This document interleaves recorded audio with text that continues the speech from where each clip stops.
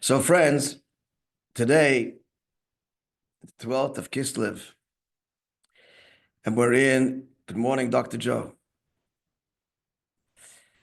We're in the month of Kislev, and the month of Kislev, as you know, is replete with Hasidic milestones. You could open it too. Hello. Okay, good. Got it. Shkoyach. So it's replete with Hasidic milestones. And this morning, we are going to look at how Hasidus illuminates the Torah with the inner light, and what appears to be negative, we turn the inner light on, it's positive. This is a classic example. So the story we're going to look at here is the story of Dinah. The story is that Dinah, Leah's daughter, so the Torah says she goes out to see the daughters of the land. She's seen by a man called Shechem. Shechem is the son of a man called Hamor, who was the leader of that tribe. And he falls in love with her. He seduces her. I don't know if he seduced her against her will. He abused her, and then he wants to marry her. So the whole story unfolds how the father of the son, Hamor, comes to Yaakov and says, my son is hopelessly in love with your daughter Dinah, and he wants to marry her, and we'll do anything for this. So the end is the sons are outraged that their sister is violated, and they conclude that the entire tribe is complicit because they all knew it was happening and nobody stopped it. And so therefore they devise the following plan. They say, okay, we will allow you to marry our daughter, but it's a shame for us that an uncircumcised person be part of our family. All of you, not just you, who wants to marry her, the entire clan, the entire tribe has to circumcise themselves. And then we will do business. They said there's a whole business proposition and we'll be very successful. And that's what they do, these people. They're convinced by the father and the son to do so.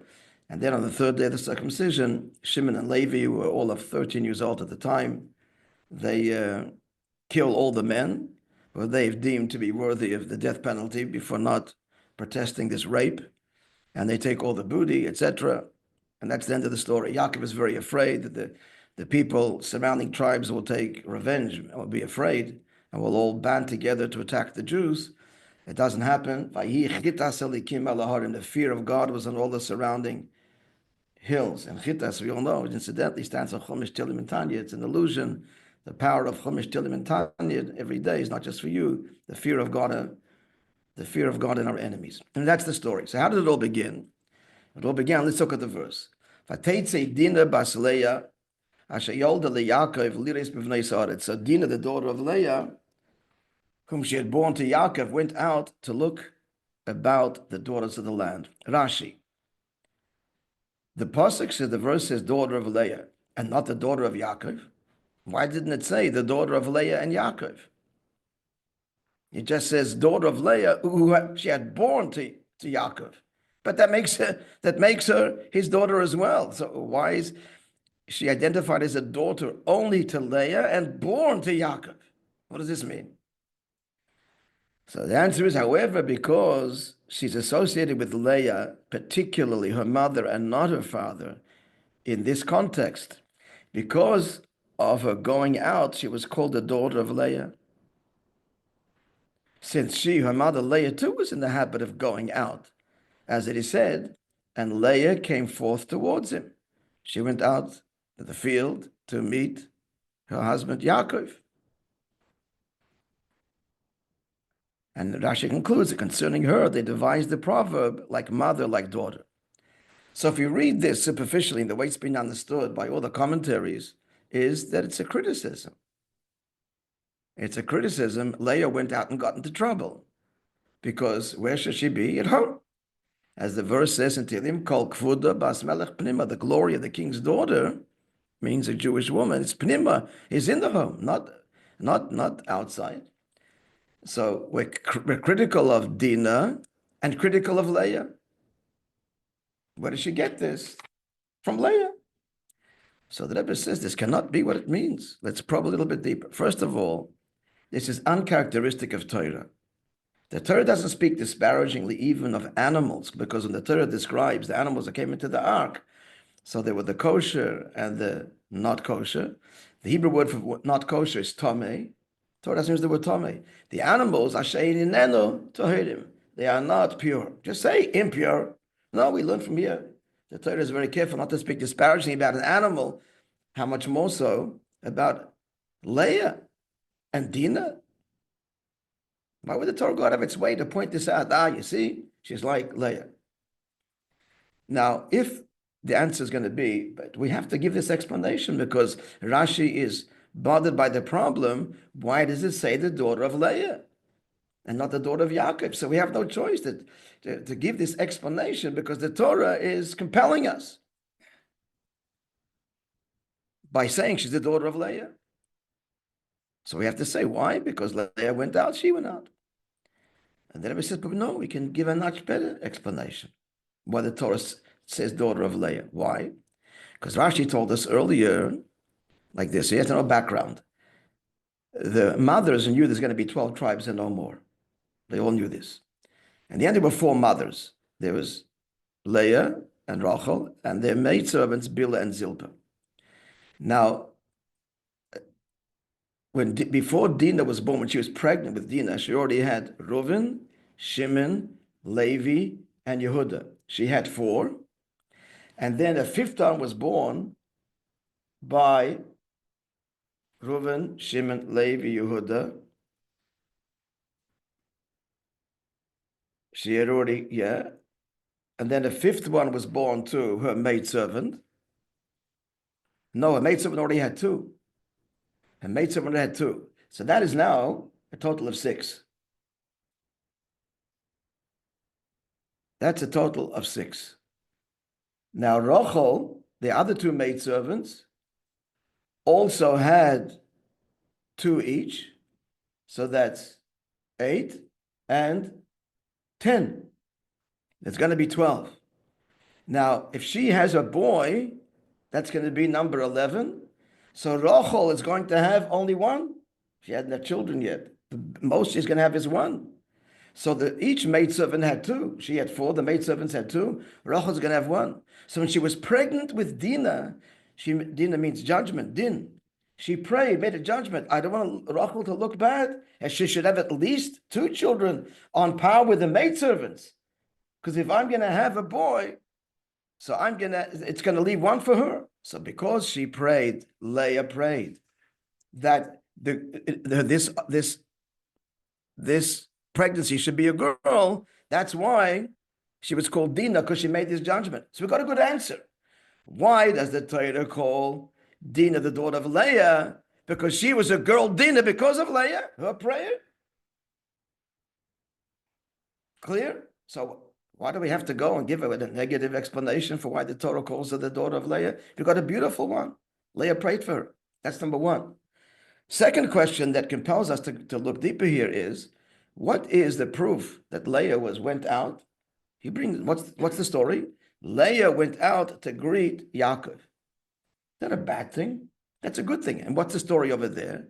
The story is that Reuven, the oldest son, had went out and he came back home with these mandrakes, these flowers. Reuven is Leah's son. He wanted to give it to his mother.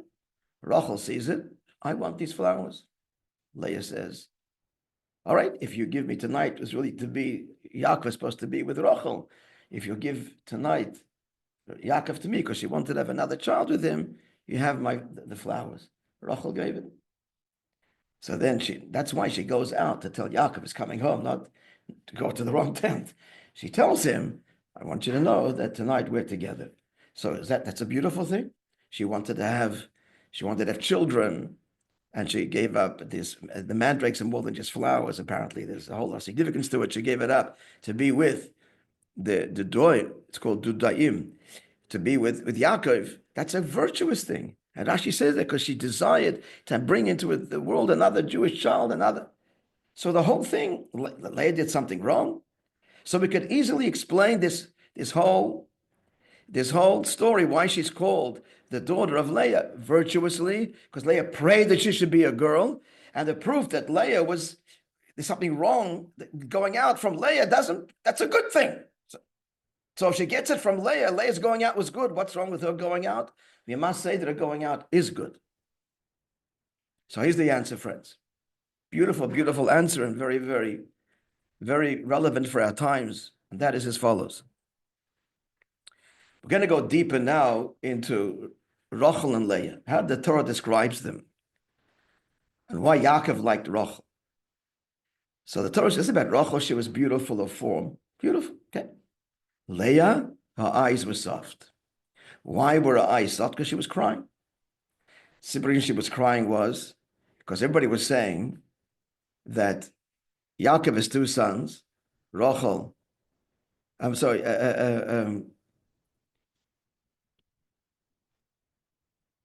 Yitzchak has two sons. Yitzchak has two sons, Yaakov and Esav, and his cousin Lavan has two daughters, Rachel and Leah. The older one's going to marry the older one. The younger one's going to marry the younger one. Rivka's brother, the uncle. Lavan, the uncle, has two sons. So cousins will marry cousins. The older one married the older and the younger. She was crying. She ended up with Esav. So Chassidus explains like this. One more little story, which really is the key to the whole thing. A little bit later, when Yaakov meets Esav, he says he took his 11 children, because Binyamin wasn't born yet, and divided them into two camps. And Rashi says he had 12, it was Dinah. He had 11 boys and Dinah. Dinah, he put in the box. Why did he put Dinah in the box? He didn't want Esav to see her, because he would want her, beautiful girl. And Rashi says from our sages, and Yaakov was criticized. You should have let Esav, because Dinah has the power to turn him around. Dinah has the power to turn him around. Now let's go back to Rachel and Leah. Chassidus explains, Rachel represents the tzaddik and Leah the power of teshuvah. Teshuvah comes with tears. Teshuvah comes with tears. But the Baal Teshuvah is even higher than the tzaddik. So this is the meaning. Leah is beautiful, Rachel is beautiful, tzaddik is beautiful, beautiful person. Stays on the straight and narrow, or does the right thing. Sheinidit, beautiful person. Rachel, eyes are weak and soft because the Baal Teshuvah doesn't have this beauty, but he has this depth of transforming darkness. Now, if you look at their children, you see this is consistent. All of Leah's children stumbled and did tshuva. Reuven moved. There's a story there, but he was complicit in the selling of Yosef, but even before that, he could have stopped it and didn't. So he was somewhat guilty. He wasn't present. He should have been present. But before that, even Reuven is guilty because he moves meddles. He takes his father's bed and puts it in Leah's tent, whatever the cheshbon is. He did tshuva all his life for that. Yehuda, Shimon and Levi, they got Yaakov very upset with destroying the city of Shechem that Yaakov was not happy with. And Yehuda, the story with Tamar, the prostitute, they all have an unsavory past. All of them. And they do tshuva. Rachel's children consistent with her. Yosef, the tzaddik, tempted, doesn't fall. Yeah, and he's the only one that's called Yosef HaTzaddik. He remains faithful throughout his life, despite being the halls of power at the most incredible level. And Binyamin, it's called Binyamin HaTzaddik. That's why the Beis HaMikdash is in his territory. The Mizbeach is built in his territory because Binyamin is the tzaddik. It's consistent with their mothers. Beautiful tzaddik. Leah, transformation. Now that's what Dinah inherits, this incredible quality. Why is she going out to see the daughters of the land? She wants to make out of them. She has the power to go to a pagan world and inspire and bring them closer. And who does she get this property from? Indeed, from Leah. The whole commentary is now a virtuous thing. It's not a criticism. Leah went out And who does she have? She has these sons that have this also the same property. Not perfect, falling, sinning, but then teshuvah, and that in the end is what it's all about. In the end, that's what Hashem wants, is the teshuvah component, is engage the dark world and transform it. So it's virtuous. But now we have to understand the rest of the story. But the outcome wasn't so pretty. So if we look a little bit deeper, actually it was. What she wanted to elevate her environment actually happens. These guys were guilty. The people of Shechem, the place was called Shechem too. They were guilty, they were complicit. But the sons have them circumcised. Circumcised is their tikkun. Just probably a little bit deeper. What were they guilty of? They're guilty of a sexual sin and abuse. By having them all circumcised, and they weren't children anymore, it was painful, but they all submitted to it. This was the tikkun of their sin. Now, this sounds a little bit extreme, but once they had been perfected, the purpose of their life had been over, and then dispatched to heaven. Done. So they had a tikkun. They actually had a tikkun. But most importantly, what happened to the girls? They, the Torah says, became part of Yaakov's camp. So they became part of the tribe of Yaakov. They didn't become Jewish, but they were inspired and certainly living in this holy environment. So what Dinah wanted, in essence, was achieved. So the message here is, so again, this is an example of, you read the story superficially, it's critical. It's actually... Does anywhere they speak about the Gilgal of the people of the men of Shechem? They came back. Is there ever? I'm not sure about that, but what I tell you, what I did see is that Shechem himself was a Gilgal of Adam Arishan. And he was drawn to Dinah because he felt deeply that she would elevate him. Adam had fallen, again, it's the whole thing of fallen, and the whole story, there's also revolves around sexuality. It's the whole thing there, that the snake sees them and he desires them, and but nothing about the men of Shechem that circumcised themselves. So because they're part of that tribe, that means they're all spiritually connected. So it's all the tikkun. They all get this tikkun. But that's what it says. There's a gematria too, I have to remember. But that Shechem is Adam reincarnated, and he's drawn to Dinah because Dinah could, and then that's fix him by having his circumcision and all of them. And then he goes back. That's what he came down for. That neshama came down to be fixed and was fixed. So she did achieve what she wanted. So the message here is, this is one of the great revolutions of Chassidus. Certainly our Rebbe is the role of the woman. The role of the woman in, truth is not new. Our sages say it was the merit of the Noshim Tzidkonius that our forefathers left Egypt. And moreover, at the beginning of our history, Avram and Sarah is superior to Avram. In Ruach HaKodesh, she's superior to him. Hashem tells Avram, whatever she tells you, you listen to her. But there's a big principle in Kabbalah that says the beginning is wedged in the end. That was true in the very beginning, but of the rest of history, women were actually, less than and not involved in Torah learning and receded to the background, but only in the end to emerge, like the very beginning, like Sarah and Dinah and Leah, in the end to become the great heroes in bringing about redemption. And how is that? Here is Dinah went out there. She went out there to engage these girls and inspire them. So the feminine way of bringing about change is markedly different than the male. The male achieves a victory through brute force. He's stronger, he's richer, he's more powerful, and he wins. But a woman is a nurturer. She brings about change through cultivating the good within, and that's the ultimate victory. That's the ultimate victory, is not to defeat your enemy because of a superior argument, okay, you won, or superior firepower, but to see the godliness in your enemy and to nurture that and transform him within. That's what teshuvah is. That's what Leah, Dinah, that's what they all symbolize. And that's Chassidus. Chassidus revealed at the end of exile, it's about seeing deeper than the surface, seeing divine providence, seeing godliness, seeing that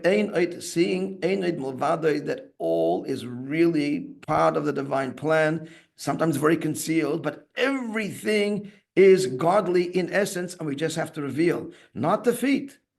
The Yitzhar is to be transformed, not destroyed. It's not about destroying the world, it's about transforming the world.